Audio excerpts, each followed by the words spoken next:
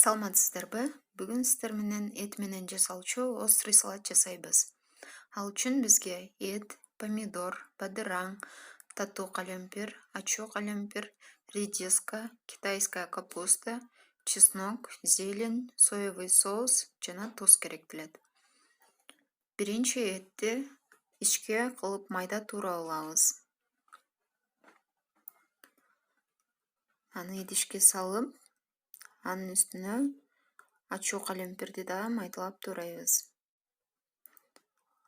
Ачууну жакшы көргөндөр калемпирин көбүрөөк кошсоңуздар болот. Анын үстүнө чеснокту майдалап туурайбыз. Эми жарымча кашык туздан сээп, 2 аш кашык соевый соустан куюп, жакшылап аралаштырабыз. Аны 2 саатка мариновкалайбыз. 2 сааттан кийин этти алып ысып турган майга кууруп алабыз. Эттин суусу тартылгандан кийин 1 баш пиязды майдалап да 1-2 мүнөт кууруп жиберебиз. Эми капкагын жаап, плитканы өчүрүп, дымдап коебуз. Эми жашылчаларды туурай берсек болот. Болгар калемпирин туурап алдым, чоң-чоң формада туурайбыз.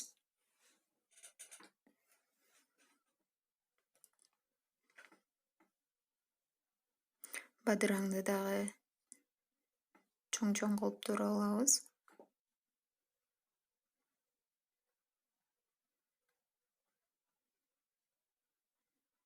Капустаны туурайбыз.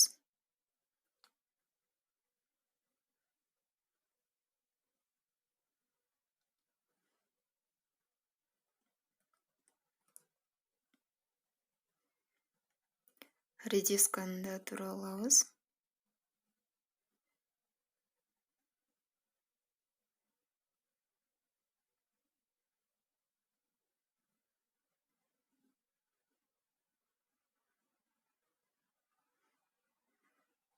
Помидорду дагы өтө майдалабай чоң-чоң кылып туурап алабыз.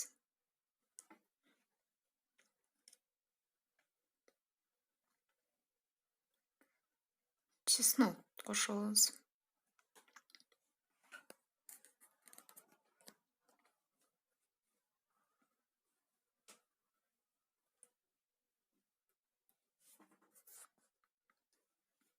Укроп менен петрушканы дагы чоң-чоң кылып туурап алабыз.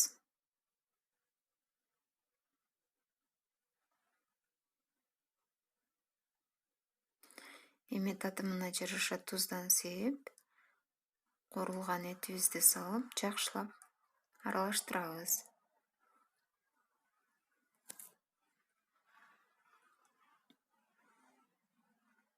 Эми соевый соустан куюп, дагы аралаштырабыз.